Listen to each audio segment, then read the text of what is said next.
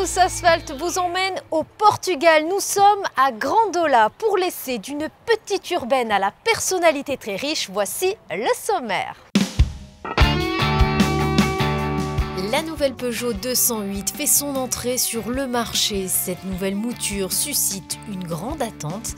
Alors que vaut la dernière née de la firme au Lyon? Quels sont ses atouts, ses défauts? Réponse dans ce 74e numéro d'Asphalt.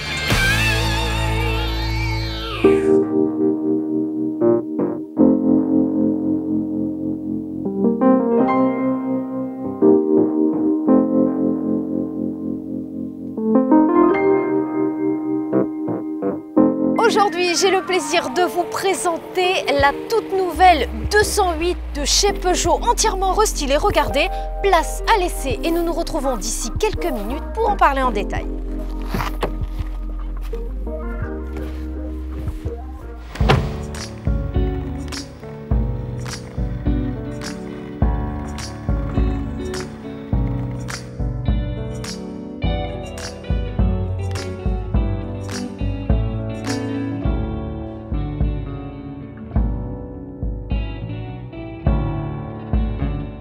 Guillaume Clerc, bonjour. Bonjour. Merci d'être parmi nous le temps d'une émission. Vous êtes chef de projet 208 et vous allez tout nous dire sur cette nouvelle version.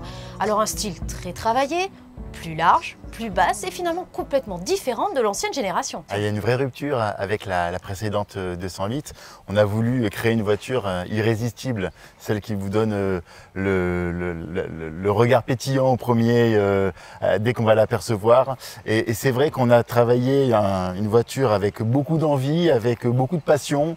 On est allé mettre un peu nos tripes dans cette voiture et on l'a faite un petit peu plus longue, un petit peu plus large et bien plus basse, car c'était une demande claire de nos designers, réussir à avoir les bons équilibres de style pour réussir à proposer une voiture justement qui crée ce coup de cœur au premier regard. On a l'impression qu'elle gagne en stature. Elle gagne en stature, elle gagne en prestance, elle est très affirmée. C'est une voiture qui, par son look extérieur, s'affirme et donne un côté presque un petit peu sexy grâce à une robe très valorisante, effectivement. Avec ce pare-brise, cette fin de pare-brise modifiée. Oui, est-ce qu'on peut l'expliquer? Oui, on a travaillé dans le détail pour avoir un capot relativement présent, relativement long et avec un capot, avec un pare-brise reculé. Pour faire ceci, on a pu bénéficier d'une nouvelle plateforme, elle s'appelle la CMP, et cette plateforme a été pensée justement pour aider nos designers à créer les voitures au bon code esthétique. Et spécifiquement sur ce sujet, effectivement, la zone au vent, qui est cette zone en bas de pare-brise, a pu être rabaissée et donner ce design particulièrement attractif.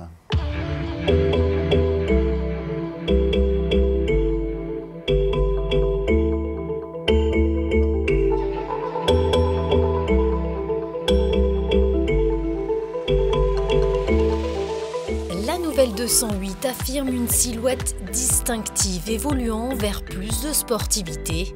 Basse et au long capot, l'auto dévoile son esprit de séductrice. Avec ses couleurs de carrosserie vives et originales, son caractère affirmé est souligné par un toit noir et des jantes diamantées avec un cerf. Conduite instinctive, finalement on retrouve ce iCockpit qui fait partie de l'ADN de chez Peugeot aujourd'hui. Ah oui, on est clairement dans une vraie Peugeot.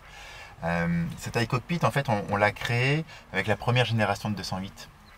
C'était il y a donc maintenant environ 6 ans, où on a révolutionné un petit peu l'architecture de nos intérieurs. On a proposé en fait une réduction de la taille du volant et on a placé l'ensemble des informations au-dessus de ce volant. Et ces informations étant plus hautes, elles nous permettent de donner une lecture beaucoup plus rapide au conducteur et ainsi gagner des secondes précieuses, bon, en tout cas des quarts ou des demi-secondes précieuses en cas de freinage par exemple.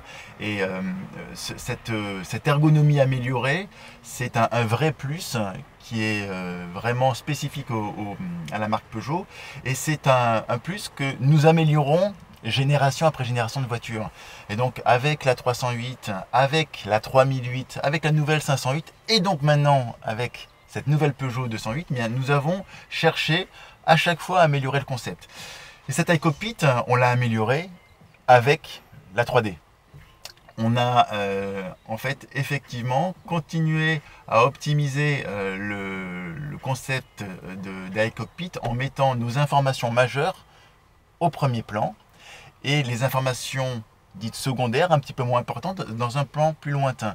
Et on arrive ainsi à animer ces informations, à les faire venir près du regard du conducteur et ainsi l'aider à mieux comprendre, l'aider à hiérarchiser l'ensemble de ces informations.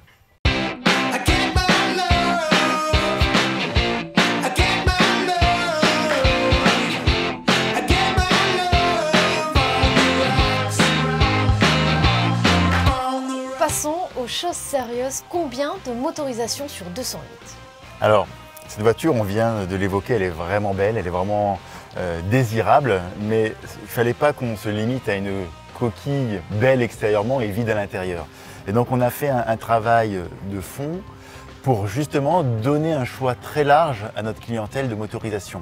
Et on a l'habitude de parler de cette 208 en disant qu'elle donne une large possibilité, aussi bien dans l'univers des motorisations thermiques, qui sont les motorisations essence, diesel, telles que nous les connaissons depuis plusieurs années, mais également dans l'univers des voitures électriques, puisque cette nouvelle 208 est disponible avec un moteur électrique de 100 kW qui est associé à une batterie de 50 kWh et qui permet en fin de compte de pouvoir rouler jusqu'à 340 km sans avoir à être rechargé.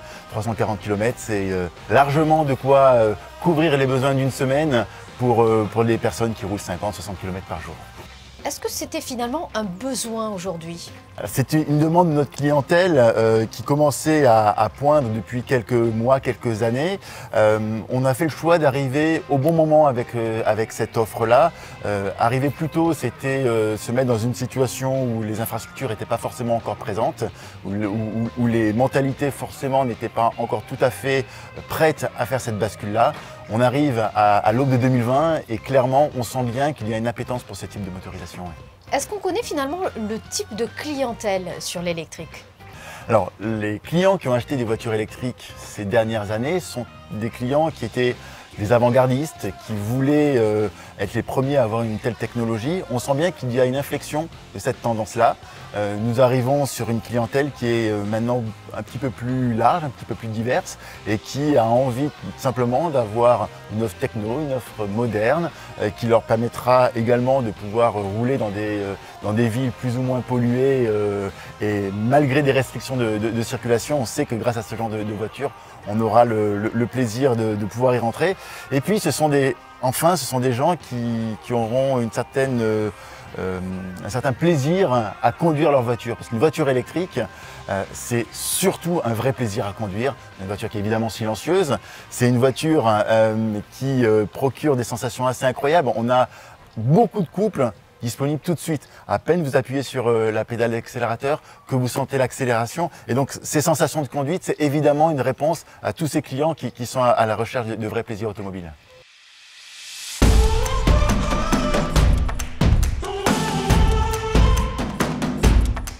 Essence ou diesel, la nouvelle 208 bénéficie de la toute nouvelle plateforme modulaire.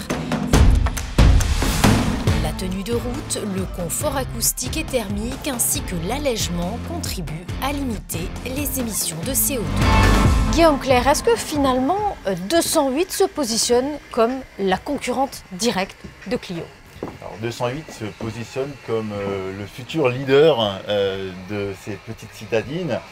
On a vraiment cette ambition de venir secouer ce marché. Faut avoir en tête ce qu'étaient les petites voitures il y a 30 ans, 40 ans. Elles faisaient vibrer tout le monde, elles donnaient une certaine énergie. Puis les années passant, on a eu l'impression qu'on a perdu de ce côté un petit peu fun. Et avec cette nouvelle 208, on a voulu réveiller ça, on a voulu redonner du peps à ces voitures et on y a mis tellement d'énergie, tellement de cœur que j'ai pas trop de doute sur le fait qu'elle rencontrera un succès majeur. Et dernière question, Guillaume Clerc, est-ce qu'on peut envisager peut-être une version plus racée dans l'avenir? Alors, ça, c'est la question qui revient souvent. C'est une question qui est assez récurrente, effectivement. Nous n'avons pas annoncé effectivement de déclinaison dans l'univers GTI tel qu'on a pu qui existait sur l'ancienne version. Qui existait sur l'ancienne version et qu'on a proposé de façon récurrente dans nos années passées. Donc là, on ne fera pas de 208 GTI nouvelle génération. C'est définitif. C'est définitif. Par contre, on se doit, parce que nous sommes une marque qui aime le plaisir automobile, qui aime l'émotion, qui aime les sensations, on se doit de proposer quelque chose. Et donc nous travaillons notamment avec Peugeot Sport sur une piste qui pourrait nous aider à justement recréer un petit peu de sensations, mais dans un univers différent de celui qu'on a pu le connaître. On n'a pas encore de solution aujourd'hui, on n'a pas encore de planning. Mais ça fait clairement partie de nos réflexions et on vous en dira plus dans les mois à venir. On a hâte de savoir. Avec plaisir. En tout cas, merci Guillaume Clerc pour cet éclairage, c'était un plaisir. Et on vous dit à bientôt dans l'Asphalt. Merci beaucoup. La 208, c'est aussi mais surtout une version 100% électrique. La i208 tire elle aussi profit des avancées techniques de la nouvelle plateforme qui lui procure une architecture optimisée, un intérieur aussi spacieux que les motorisations thermiques et la même position de conduite.